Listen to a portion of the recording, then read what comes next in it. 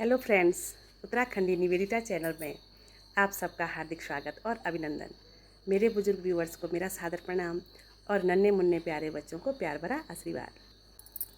आप सब स्वस्थ रहें, दीर्घायु रहें और आपके सारे मनोरथ पूर्ण हों, ऐसा मैं भगवान गोपीनाथ के श्री चरणों में मंगल कामना करती हूँ।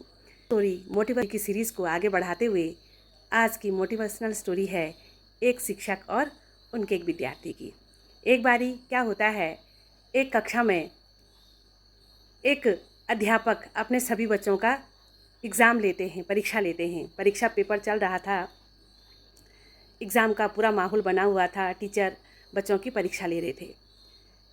तभी बीच में एक विद्यार्थी खड़ा होता है और गुरुजी से कहता है, अपने सर जी से कहता है कि सर जी, कल मेरे पापा मेरे लिए घड़ी लेके आए थे और आज मैं मॉर्निंग में उसको स्कूल लेके आया था, लेकिन इस समय वो घड़ी मेरे पास नहीं है। मेरी घड़ी मुझे लगता है किसी ने चुरा ली है। टीचर कहते हैं, क्लास में ना तो कोई विद्यार्थी और मुझे छोड़ करके क्लास में कोई बाहर से नहीं आया है और ना ही यहाँ से बच्चा कोई बाहर गया है। अगर घड़ी चोरी हुई है तो हम में से ही किसी के पास होगी। और बच्चे को यह कहकर बिठा देता है कि मैं अभी चेकिंग करता हूँ और घड़ी आपकी मिल जाएगी। इसी बीच जिस बच्चे के पास वह घड़ी थी, जिसने निकाली थी, चुराई थी, तो वो घबरा जाता है और मन ही मन सोचता है कि अब मेरा क्या होगा। यदि सर ने चेकिंग की तो मेरे बहुत ज़्यादा मुझे दिक्कत होगी, मुझे बदनामी सहनी पड़ेगी, मेरा पूरे क्लास में क्या हाल होगा। वो तो बच्चा सोच के, डर के और घबरा करके बैठ गया, अपना एक तरफ बैठा हुआ था वो। पेपर कंप्लीट जैसे ही होता है, सर एक बारी बच्चों से कहते हैं कि एक बारी आप लोग अपना पेपर कंप्लीट कर दीजिए। पेपर जैसे ही कंप्लीट होता है, सर बच्चों से कहते हैं कि आप लोग सब एक लाइन में खड़े हो जाइए और बच्चों के आँखों पे सर पट्टी बांध देते हैं। पट्टी बांध देते हैं और फिर सबकी चेकिंग करते हैं। घड़ी किसी बच्चे के जेब से निकलती है, उस घड़ी को सर अपने पास रखते हैं और फिर जिसकी वो घड़ी थी उसकी जेब में डाल देते हैं। जिसकी घड़ी थी वो घड़ी मिल जाती है और ये बात यहीं पे ऑलमोस्ट समाप्त हो जाती है। और जिसके जेब में घड़ी थी वो ये अनाउंस नहीं हुआ था कि घड़ी किसने निकाली, घड़ी कहाँ मिली है। सर ने केवल घड़ी निकाल करके जिसकी घड़ी थी उसकी जेब में डाल दी थी, यानी घड़ी मिल गई तो बात ख़त्म हो गई। समय बीतता है, जिस बच्चे ने घड़ी ली थी वो आज भगवान का धन्यवाद अदा करता है कि अच्छा हुआ मैं पकड़ा नहीं गया, अगर मैं पकड़ा जाता तो बड़ी दिक्कत हो जाती। क्लास में फिर मेरा क्या ही मान सम्मान रहता, घर में फिर शिकायत गुरुजी करते और सभी लोग शायद मुझसे नफरत ही करते जीवन में। ऐसा वो बच्चा मन ही मन सोचता है। उस दिन से वो स्वयं में निर्णय लेता है कि मैंने चोरी नहीं करनी है और अच्छे से अपना पढ़ना लिखना है। बच्चे करते भी हैं, मन में इस तरह से संकल्प लेते भी हैं।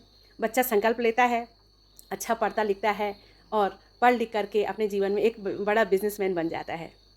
समय बीतता है, उसी विद्यालय में एक बार फंक्शन होता है और उसी बच्चे को जिसने घड़ी चुराई थी चीफ गेस्ट के रूप में निमंत्रण पत्र दिया जाता है। बच्चे को भी चीफ गेस्ट के रूप में निमंत्रण पत्र दिया जाता है और जो अध्यापक थे, रिटायर हो चुके थे, उनको भी निमंत्रण पत्र चीफ गेस्ट के रूप में दिया जाता है। शिष्य भी आता है और गुरुजी भी आते हैं। शिष्य जो कि चीफ गेस्ट भी थे और एक बड़े बिजनेसमैन भी बन गए थे।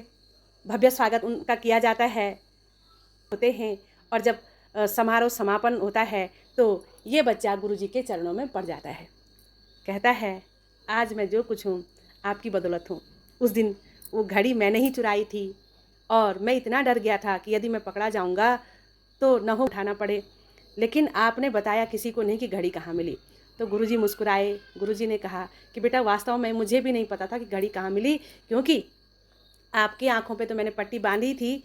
मैं भी नहीं चाहता था कि मुझे किसी विद्यार्थी का ये पता चले कि इस विद्यार्थी ने घड़ी चुराई है और किसी भी विद्यार्थी का मेरी नज़रों में सम्मान कम हो, तो इसलिए मैंने भी अपनी आंखों में पट्टी बांधी हुई थी। इसलिए आज तक मुझे भी नहीं था पता कि घड़ी आपने चुराई है।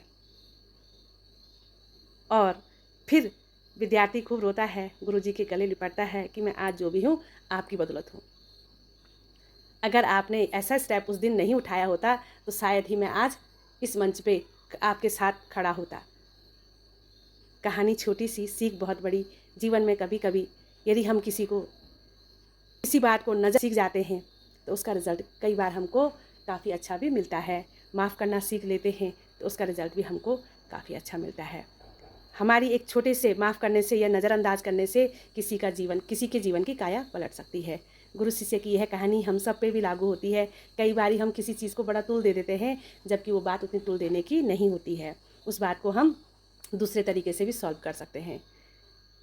मोटिवेशनल स्टोरी सीरीज़ को काफ़ी सराहा जा रहा है, उसके लिए मैं सभी व्यूवर्स का बहुत बहुत धन्यवाद करूँगी। फेसबुक पेज पर भी आप लोग यदि कहानी सुनते हैं तो फॉलो ज़रूर कीजिएगा, पेज लाइक कीजिएगा, शेयर कीजिएगा और कमेंट्स भी कीजिएगा। अपने माता पिता, गुरु और परिवार के प्यार और आशीर्वाद के साथ कीजिए कुछ ऐसा कि हर कोई करना चाहे आप जैसा। इन्हीं मंगल कामनाओं के साथ उत्तराखंडी निवेदिता चैनल में आप सबका बारंबार स्वागत। Thank you.